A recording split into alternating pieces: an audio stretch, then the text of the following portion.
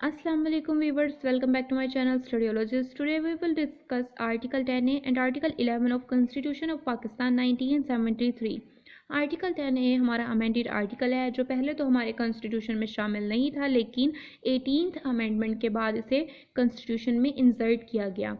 Article 10A which is about right to fair trial. इसे समझने से पहले हम देखेंगे कि ट्रायल क्या होता है। ट्रायल ऐसी जुडिशियल प्रोसीडिंग्स होती है जिसमें तमाम सबूतों और गवाहान को सुनकर या उन्हें देखकर जजमेंट दी जाती हो या कोई भी डिसीजन दिया जाता हो। तो फेयर ट्रायल क्या हुआ? फेयर ट्रायल हमारा ऐसा ट्रायल हुआ जो जस्टिस पर बेस करता हो, इंसाफ पर मबनी हो, जिसमें किसी भी किस्म की इनजस्टिस ना की गई हो। आर्टिकल 10 हमें कह रहा है for the determination of his civil rights and obligations और in any criminal charge against him a person shall be entitled to a fair trial and due process.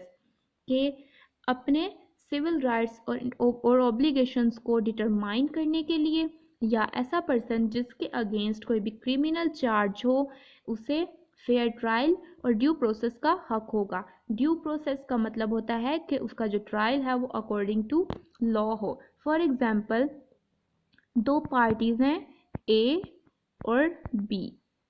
A party ने बी के against suit file किया है property से related. ए कहता है कि उस प्रॉपर्टी पर मेरा राइट है, बी कहता है कि उस प्रॉपर्टी पर मेरा राइट है। अब ये डिटरमाइन करना है हमने कि क्या ए का राइट है उस प्रॉपर्टी पर या नहीं, या बी का राइट है उस प्रॉपर्टी पर या नहीं, या किसका राइट है या किसकी ऑब्लिगेशंस हैं। तो इन केसेस में जो पर्सन ए है और पर्सन बी है, दोनों को राइट है, दोनों का ही ये राइट है कि उनका जो ट्रायल है वो फेयर ट्रायल हो और ड्यू प्रोसेस हो, मीन्स अकॉर्डिंग टू लॉ हो। नेक्स्ट है हमारा article 11, slavery, forced labour etcetera prohibited. Slavery का मतलब होता है गुलामी, फोर्स्ड लेबर का मतलब होता है कि किसी भी पर्सन से फोर्स के ज़रिए से कोई भी काम करवाया जा रहा हो, तो ये सब प्रोहिबिटेड है लॉ में। आर्टिकल 11 की क्लॉज 1 हमें कह रही है slavery is non existent and forbidden, कि जो स्लेवरी है वो लॉ में एग्जिस्ट नहीं करती और फॉरबिडन है, मतलब कि लॉ ने इसे फॉरबिड किया है, इससे मना किया है। And no law shall permit और facilitate its introduction into Pakistan in any form. और कोई भी लॉ किसी भी सूरत में ये परमिट या फैसिलिटेट नहीं करता। परमिट का मतलब होता है अलाउ और फैसिलिटेट का मतलब कोई ये सूरत जो है सहूलियात, कोई भी सहूलियात नहीं देता लॉ के जो स्लेवरी है उसे पाकिस्तान में इंट्रोड्यूस किया जाए।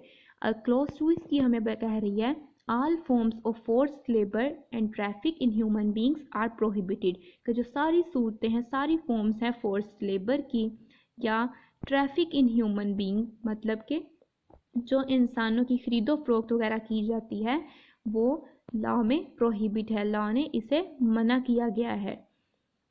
नेक्स्ट है इसका clause 3, no child below age of 14 years, कोई भी ऐसा बच्चा जो 14 साल का हो या उससे कम उम्र का हो, shall be engaged in any factory और माइन और एनी हजर्डियस एम्प्लॉयमेंट, कि ऐसा बच्चा, ऐसा चाइल्ड जो 14 ईयर्स का हो या 14 ईयर्स से कम का हो, उसे किसी भी फैक्ट्री में, माइन में या किसी भी हजर्डियस एम्प्लॉयमेंट में नहीं रखा जाएगा।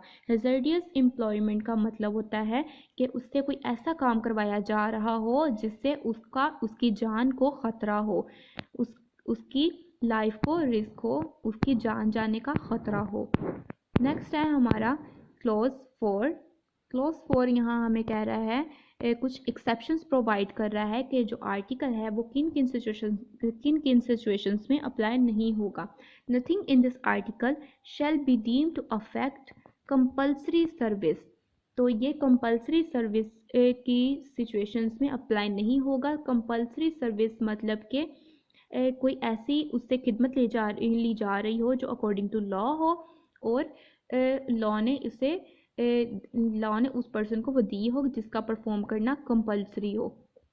फॉर एग्जांपल, यहाँ पर उन्होंने नेक्स्ट आगे बताया है सब क्लॉज ए में कि by any person under going punishment for an offence against any law, के लॉ के अंडर उस पर्सन को जिसने कोई भी ऑफेंस किया हो तो उस ऑफेंस की पनिशमेंट के तौर पर उसे फोर्स लेबर ली जा रही हो। या सब क्लॉज बी है required by any law for public purpose, या लॉ ने अलाउ किया हो कि ये जो फोर्स लेबर ली जा रही है वो पब्लिक पर्पस के लिए है। नेक्स्ट है no compulsory service shall be of cruel nature and incompatible with human dignity, कि कोई भी ऐसी कंपल्सरी सर्विस नहीं ली जाएगी जो क्रूअल नेचर की हो। क्रूअल नेचर मतलब कि जालिमाना नेचर की हो, जिससे ये पता चले कि ये जुल्म है उस पर्सन पर, या इनकम्पैटिबल हो ह्यूमन डिग्नी के साथ, मतलब ह्यूमन डिग्नी के अगेंस्ट हो। तो ये था हमारा article 10A and article 11। I hope आपको समझ आई होगी। If you have any query then you can comment me. Next video तक के लिए अल्लाह हाफिज़।